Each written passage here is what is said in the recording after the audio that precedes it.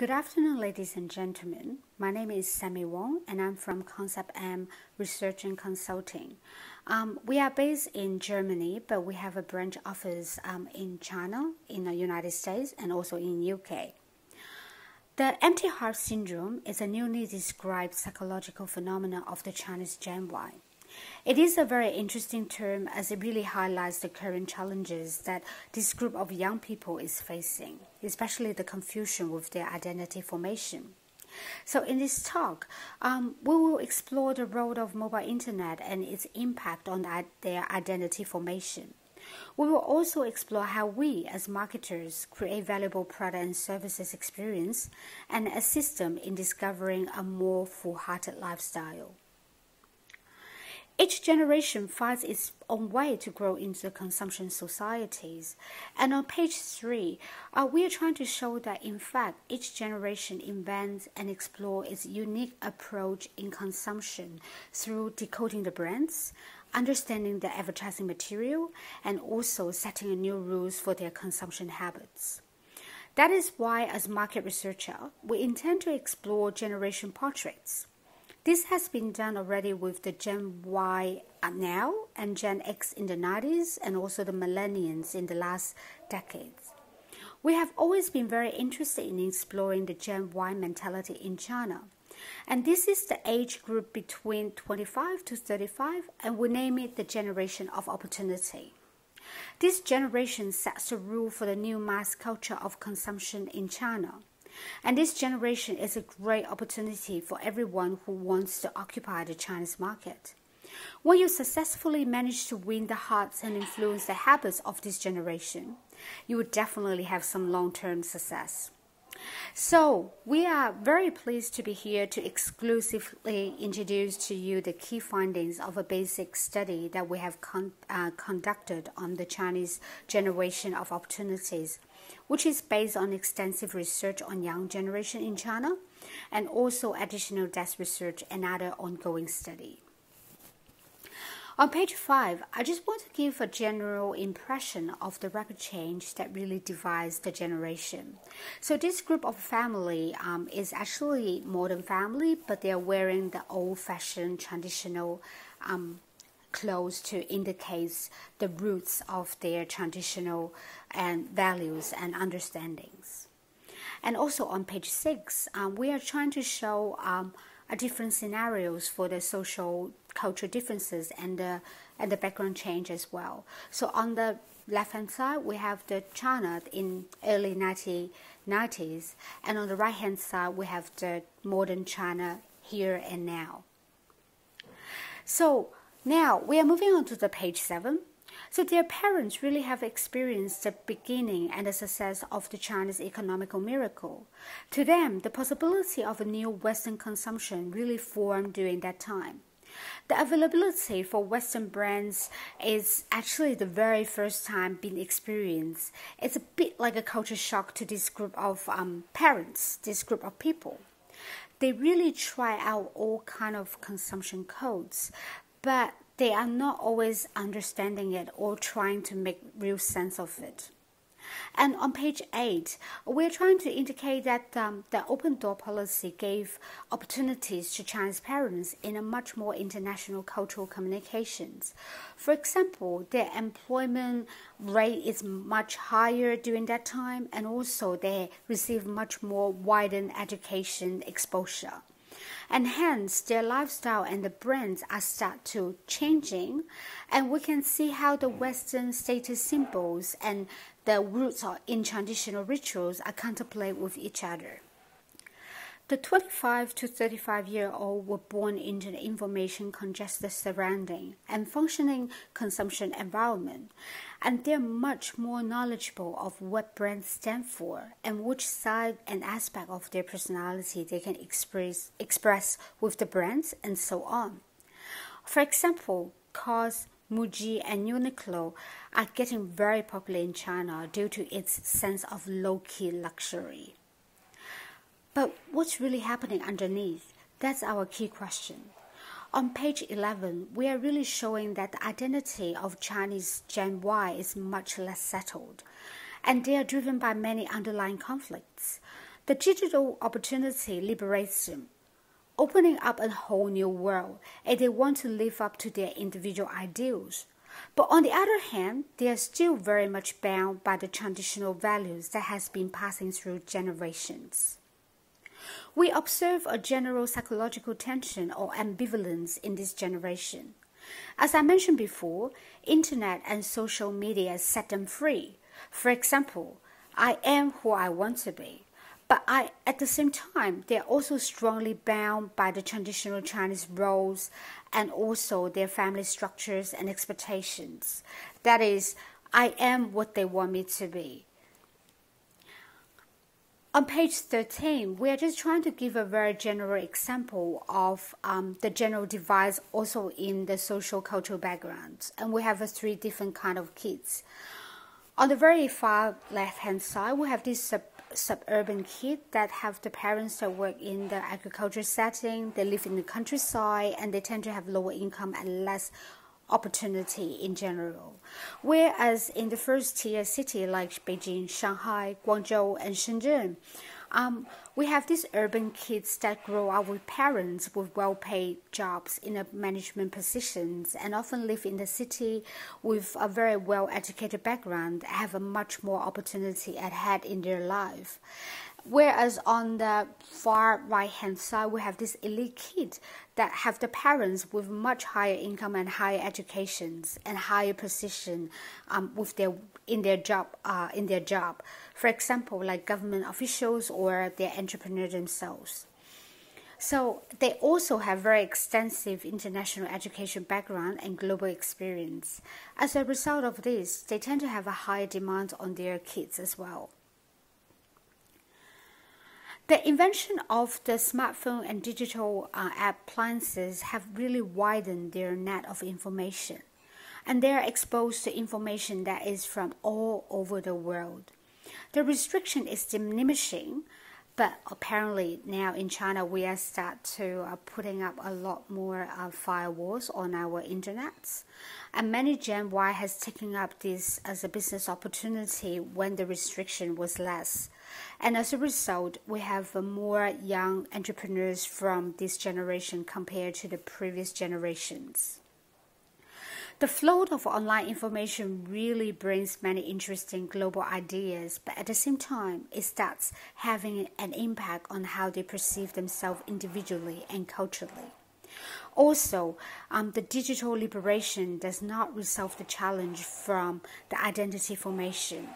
To some extent, the flood of information really creates problems. Although Chinese Gen Y is exposed to new info and interesting ideas from the world, they are not really taught how to process this fermented information, how to integrate them and further apply them into the daily life. Confusion, as a result, is the side effect of this information overload phenomenon. Let's not forget, since Chinese culture has always encouraged business model just like other, country that needs economy. This is a joke. They take the web and the app culture as an opportunity to start their own business instead of spending time to seek for a solution for the identity formation and also the cultural realization. On the page 16, we are seeing this Chinese family orientation from the past, so they are still very much attached to this typical Chinese attitude. For example, they're still bound to these collective consumption habits and the obedience of the social desirability instead of following the straight path of the Western individualism. So in the West, when we choose a car for our immediate family, the decision is solely made on our behalf. After comparing a few options, for example, the final decision often reflects what is mostly needed. However, in China, things are done differently.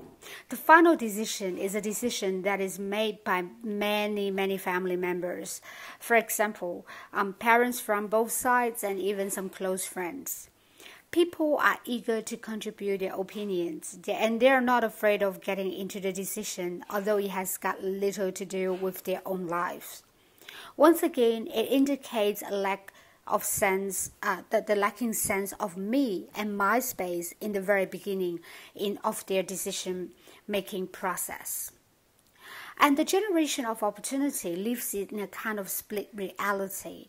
And on page 17, we can see that on one hand, they live up to a traditional family orientation, the conventional role and the demand of the following conventional biography pattern. But on the other hand, they aspire to a westernized lifestyle. And in part, they manage to fulfill this dream.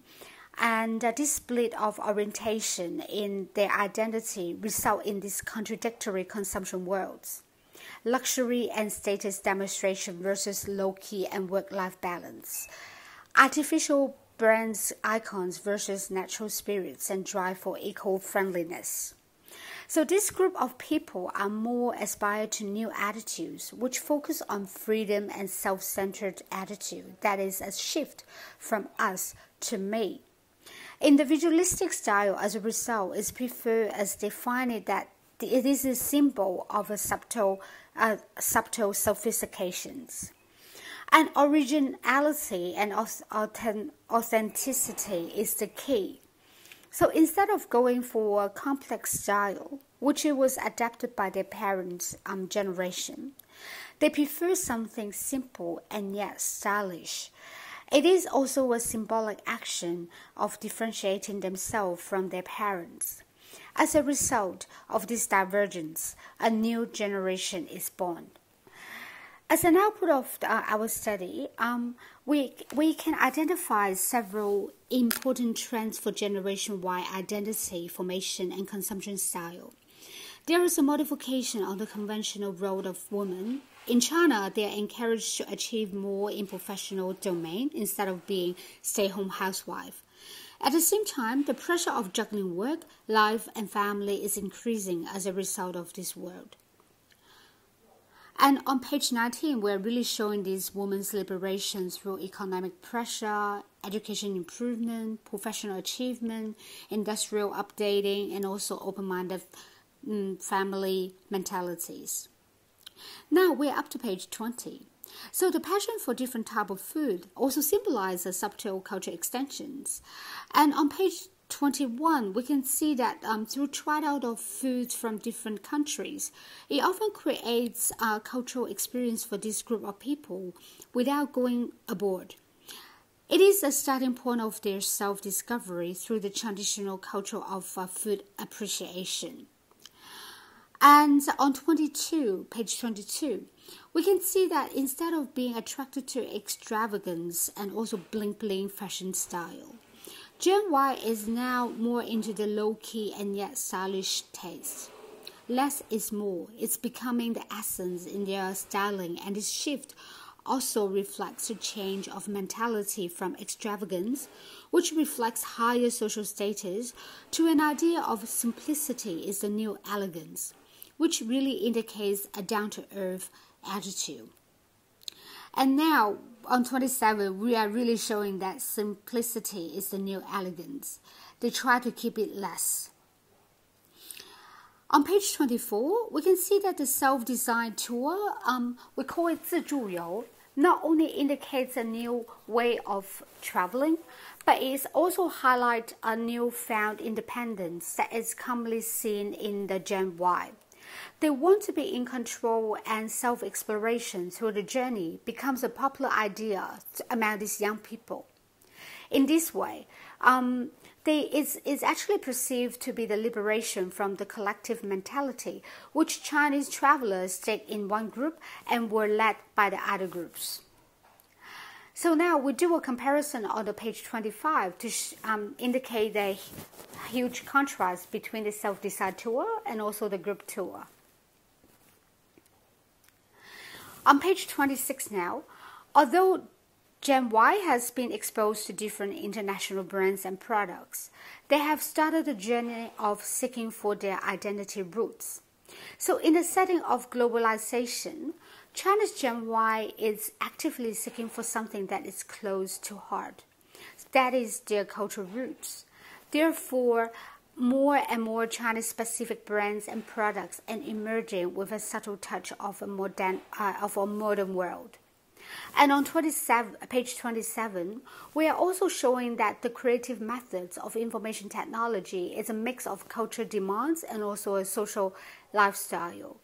And we have Alipay, Taobao, and WeChat payment. The one-child policy in China really drives Gen Y to carry a heavier responsibility in life for taking care of their family members, including their parents and children. Online mobile payments apps really give them a great opportunity to increase their level of efficiency in terms of salary management and bills. Money is everything. And now, when we are actually looking at all these aspects, all these changes, and this split personality or mentality, how are we going to market to the Chinese Gen Y? And on page 29, we have these key takeouts for you to take home today. The new products and brands should really be meaningful to this young Chinese identity. Most importantly, they need to adapt to the new Chinese identity that is very unique, but also with a touch of globalization. Also, stay compatible with Chinese daily life and conventions, which means to intensify the impression of the quality and also radiate a high value of packaging. But at the same time, obey to the new, very subtle messages of these brand codes, and important to highlight the originality and authenticity of brands and products. Take advantage of the dominating social media communication habits and move on with the same speed of this Gen Y for massive exposure and communication. And the talk today is finished right here, and thank you very much for listening in, and I hope that you will find something meaningful and useful for your study and understanding of Chinese market.